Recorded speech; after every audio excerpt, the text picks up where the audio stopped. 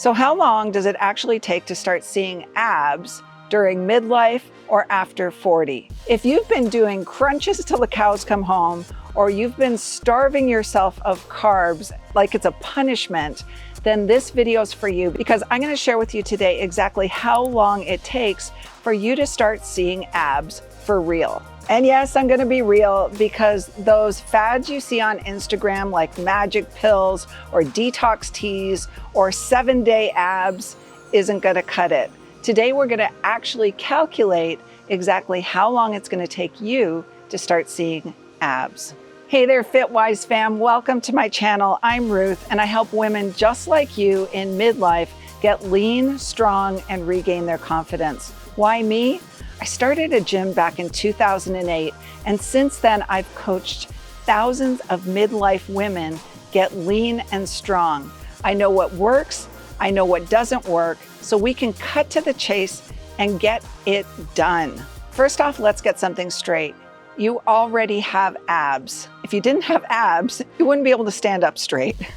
So you've got abs. The problem is you can't see them because they're covered by a layer of fat. Now, don't get me wrong, we can get more defined and bigger abs by doing certain exercises, which we'll talk about, but you already have abs. So what you need to do is start shedding fat so you can see them. Most women in midlife start seeing the outline of abs around 20% body fat. Between 14 and 18% body fat, they start getting really defined. At 14%, you pretty much have a six-pack. So how do you determine what your current body fat is? Well, there are a number of ways of doing it. You can have caliper tests done. You can get on an in-body scale that will actually figure out your body fat mass.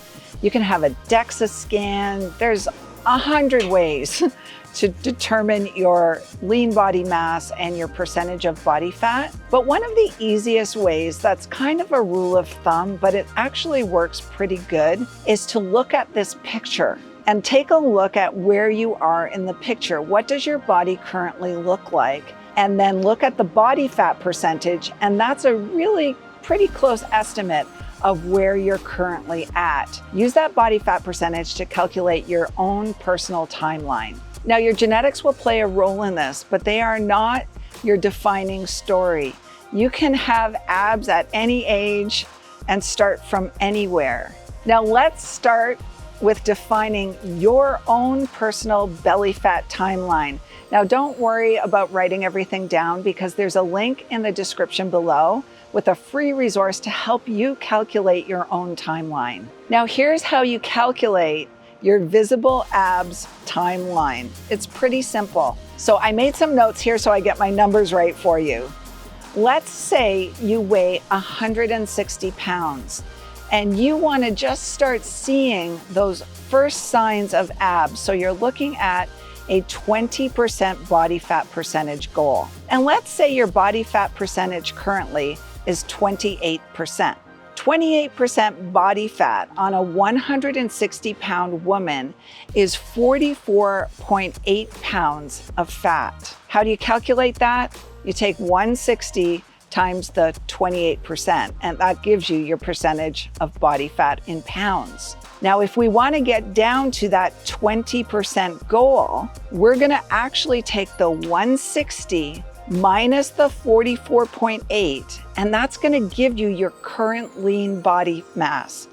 In this example, it's 115.2 pounds. So that's your current lean body mass. Now, if you want only 20% body fat, you're going to take that lean body mass of 115, multiply it by 1.2, and that's going to give you a target of 144 pounds. So if you went from 160 pounds to 144 pounds, you would start seeing the beginning of abs. For most midlife women, that's around the 16-week mark, 16 to 20-week mark. You can get there faster with more concentrated effort, a little bit more drastic effort. but getting there in 16 weeks is completely doable. Now, if you're sitting there wondering, should I do cardio or weights? I've got a video on cardio versus weights. You can check it up above. Now, you may be sitting there thinking, oh my gosh, I'm gonna have to work out 2 hours a day, 5 days a week to get abs. And that is the furthest from the truth, because abs are made in the kitchen, not the gym. Remember what I said in the beginning. If you work out your abs, meaning you can do crunches or leg raises or even body weight exercises, believe it or not, like squats and deadlifts, all of those engage your core muscles and they will build abdominal muscles so that the muscle is actually bigger and more pronounced. So exercise will make your muscles bigger, your abdominal muscles bigger, but you already have them. So the key here is focusing really on nutrition and the right kind of exercise to burn fat. 100 crunches a day for the next 60 days is not going to give you abs 100%. So these are the things that you really need to focus on if you want to make this a goal of yours. Number one is diet. You've got to nail your diet. If you have fat to lose, you need to be in a calorie deficit. And I know that a lot of people really hate to hear that because it means tracking your food. But if you are serious and not just curious about getting abs, then you've got to track your food. Aim for about 500 calorie deficit per day. That's going to allow you to lose between 1 and 2 pounds a week. You see, 1 pound of fat equals 3,500 calories. So if you're in a 500 deficit a day over a 7-day period, lo and behold, that's 3,500 calories and that's 1 pound of fat. Now, if you have a lot of weight to lose, sometimes it comes off quicker because a lot of your weight could be water weight or inflammation. So aim for a 500 calorie deficit.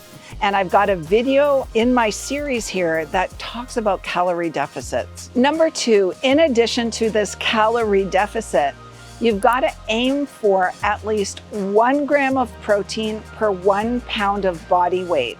If you weigh more than 150 pounds currently, then you're looking at capping your protein intake off at 150 pounds. Protein is the building blocks of muscle. Muscle is like metabolism boosting parts of your body that will burn more fat even at rest. So we want to have more muscle, but the best way to gain more muscle if you're working out is to supplement it with protein. Protein comes in all kinds of sources. You can get it from meat, fish, cottage cheese, Greek yogurt, some legumes. You can get it from protein powder that you can supplement with. There's lots of ways to get protein, but aim for 1 gram of protein per 1 pound of body weight. Then you're gonna add in some carbohydrates. Pick low glycemic carbohydrates. If you're wondering what those are, I've got a high protein, low glycemic guide that's free.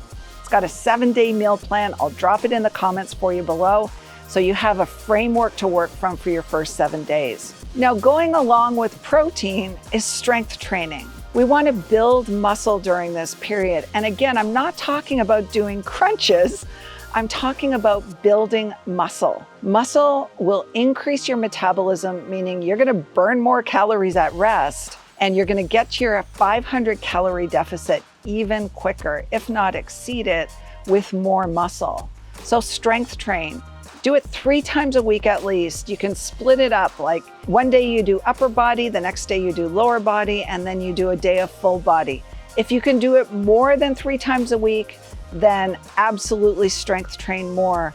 Muscle is your friend in midlife, and it will not only protect you from injury and falls and things like that as you age, but it's also going to boost your metabolism and help you with your goal of finding your abs again.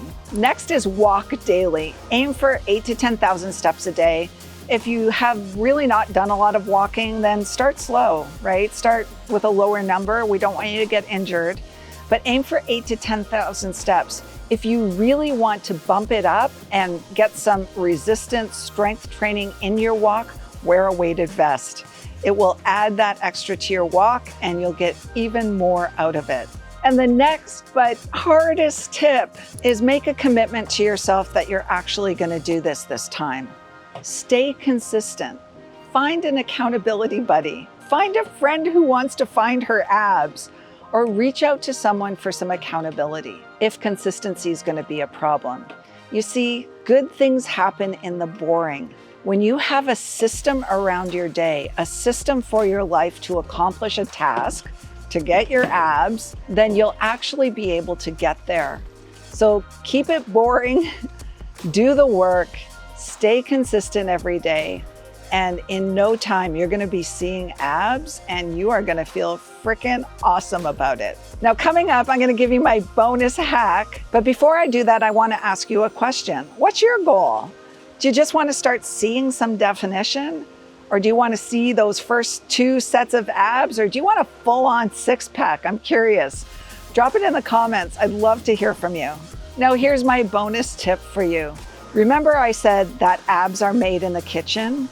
Back when I owned my gym, the people who actually came all the time and got really strong and grew good muscles, the ones that really dialed in their nutrition, they got lean, they got bodybuilder style bodies, and they didn't look bulky or huge, they just looked really healthy and awesome. The people who did the same work at the gym, but didn't dial in their nutrition, didn't watch their calorie deficit, they still got strong and fit, but they wondered, why don't I look the way I want to look? I'm doing the same work as the other people.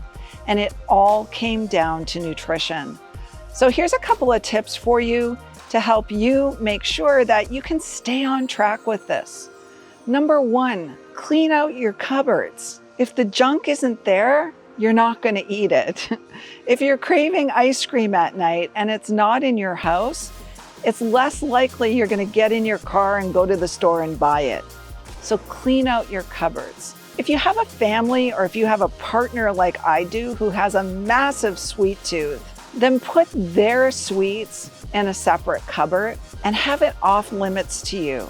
It's something that you just don't go in.